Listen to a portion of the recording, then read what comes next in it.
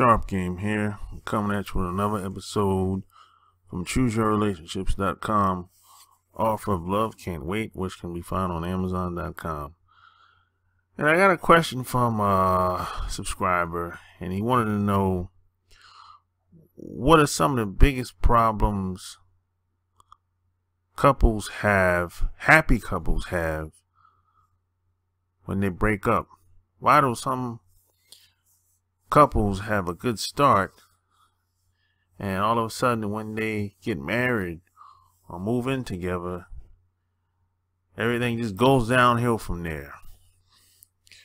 And how many times have we seen this? How many couples have you seen where you might have seen them out on the town, or you might have went to the wedding, you might have said, hey man, they're just a great couple. Man, you know, they just look good together. They vibe together. You know, they spend all this time together. They have kids together. They start buying house, cars. They travel together. You mean they're doing almost everything that in a secret little way you might envy. You envy them in some type of way, which you should never do, by the way. You know, but you just see them and you say, hey, I want a girl like that. Or if it's a woman, women usually say they want that guy. They don't say they want a guy like that. They want him. But guys usually say, I want a girl like that. You know, I want a woman that I can do things like that. That's going somewhere. We can build something together. Have great kids. And pass something down to them. And they can live a much fulfilling and happy life as much as we would. Or as much as we are. You know? And that's great. But you know what? It takes time to get there. It takes a lot of effort. Takes a lot of motivation to be that way. Nobody's perfect. No relationship is perfect. And I think a lot of people are kind of in a little fairy tale world today. You know, I think a lot of us have been conditioned to be that way as well. You know, a lot of us don't really understand how the environment that we live in, your town, your city, your state, it affects your relationships whether you know it or not. You know, I don't think a lot of people realize how public policy affects their relationships indirectly. I don't think a lot of people know how not being able to afford to be married or not being able to take care of the household, not having enough money coming in the household, affects your relationships. I don't really think a lot of people understand that. You know, I think a lot of people get so caught up in just receiving, getting things, and having a good time, you know. And most couples that I see, I know personally, they aren't really planning anything. You know, they're just winging it.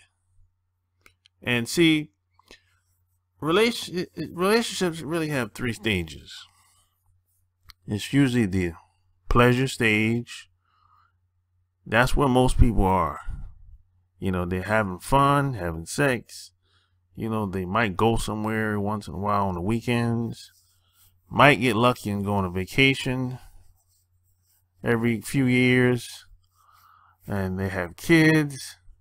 So the sex usually ends up being like a fun thing to do. That's like the main course in the relationship, the sex. You know, for most couples. And they enjoy the holidays together. They go to each other's parents' house every so often, or they take turns. They might go to the one of their parents' house on Thanksgiving, the another one on Christmas, and another one on New Year's Eve. You know, so they'll do that stuff, and the next one on 4th of July. So that's the pleasure stage.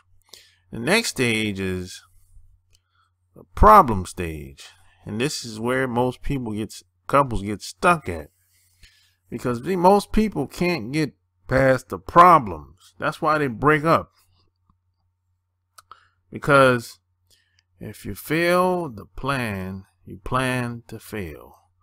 See, most people get caught off guard, and it becomes overwhelming for a lot of people. And they start saying stuff like, well, I didn't sign up for this. They start acting like, they start playing dumb. Like they didn't know what to expect. I didn't know it was going to be like this. I didn't sign up for this. I didn't know she was like that. I didn't know she was like this. I didn't know he was like that. I didn't know he was that type of guy. So that happens a lot. You know, people assume a lot. They say it should be like this. It's supposed to be like that. And that's nonsense. Whenever I hear somebody start saying it's supposed to be like this or it should be like that, I already know where that relationship is going. Down the tube. You know, because there's nothing that should be like this or supposed to be like that, unless you're dealing with a robot or a computer. You know, but as far as I know, there's no such thing as, it should be this way, or it's supposed to be like this, unless you're trying to manage something or manage a person, or unless you're at your job or something like that. But out here in society, socially, amongst men and women, there's no such thing as supposed to be this or should be that way. And that's where things goes down the tube, because one person assumed this, other person assumed that. No one's on the same page. You know, one person is really thinking what they can get out of a relationship. You know, a lot of people don't even go into relationships with the right mindset. They go into it like they trying to kind of have more freedom. You know, a lot of people want to take from one person so they can have more freedom. And a lot of people want to go in a relationship because they want to be happy, and nobody can make you happy. You know, so a lot of people go into a relationship with the wrong mindset from the get-go. You know, and this is why most people don't make it past the problem stage. You know, because they didn't have the right mindset, and then you got some people just didn't have good intentions from the get-go. Most people, not most, but some, there's a small percentage of men and women, especially women, go into marriage or long-term relationship because they look at it as a hustle. They probably got pregnant, probably trapped a dude, and they trying to use the system to get alimony or child support. So that's going on out here too. This happens with athletes, probably more than anybody though. They use the system, like kids, as leverage. You know, and they get married to the guy. Marriage to them is just business. It's a hustle. It's nothing serious at all. They don't care about no family legacy, or they don't even care about the kids. It's all about the money. You know, so there's a certain small percentage of women out here, and a very small percentage of men. There's more women than guys, you know, that they're just looking to hustle the system, to suck money out of guys. So just be aware of that. And these women target guys. And like I said, it usually happens to athletes for the most part, or the top guys in your town or your city, wherever you live at. These guys get targeted by women. Women will play the game long term to be with these guys. And as soon as they, get close enough to the resources or get something on the guy that's, at least in their eyes, that they think is valuable, or some type of asset that's valuable, then that's when they get an attorney and try to use this and try to game the system, basically. And the last stage of relationship is the production stage. Now, see, most people go into marriage and they don't got their money right on either side. They're not even thinking about long-term or short-term income at all. They're just happy to have a job. And see, a lot of people don't realize how income affects the relationship, affects the marriage. Because if one person gets sick and can't work, that's hard on the average person. If one person just lose their job or get laid off, that affects the relationship. It does. Especially if you have kids. Especially if you didn't have enough money coming in the first place. Even while both of y'all was working. See, that stuff affects marriages, affects relationships. If two people that live together.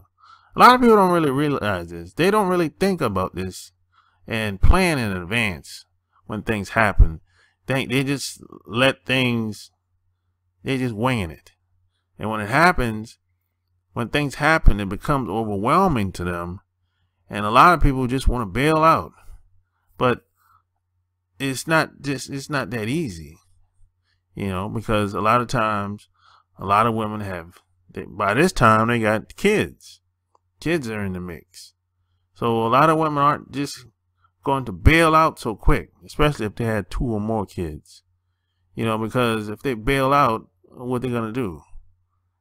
They know that the average man is not going to accept them with them 2, 3 kids. So, but even still then, a lot of women will try and stick it out. But a lot of them don't have the mental capacity to stick it out. Because like I said, they didn't prepare. A lot of them don't act like they don't know what to do, on either side. So, so it becomes like an imbalanced relationship. One person's burnt out, the other's overwhelmed.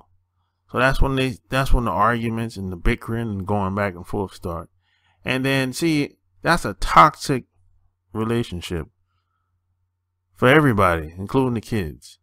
And when that happens, nothing is going to get done positive in that toxic relationship, environment, that whole household.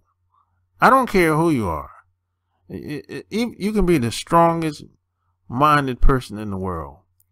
If you're in a toxic relationship like that, in a household like that, nothing's going to come out of that that's positive. I don't care who you are. You can be you can say, hey, I'm going to do yoga and I'm going to meditate and block it out. But yeah, you still got to go back in that house though, with that toxic person. And some of that negativity and that toxic environment is going to rub off on you, and it's going to affect you. So you have 2 people in a situation like that. They're not even on the same page. One person is striving for a better way. The other person is worrying about how they're not being treated right. So this is where the split happens at, and this is where most relationships usually depart, because most women break up even before they physically leave anyway. months in advance. So this is what happens with most happy couples. So if you like what you heard, subscribe to my channel. Check out my blog, chooseyourrelationships.com. Go buy my books. Go check out my Patreon, patreon.com/sharpgame. Until next time, I'm out. Peace.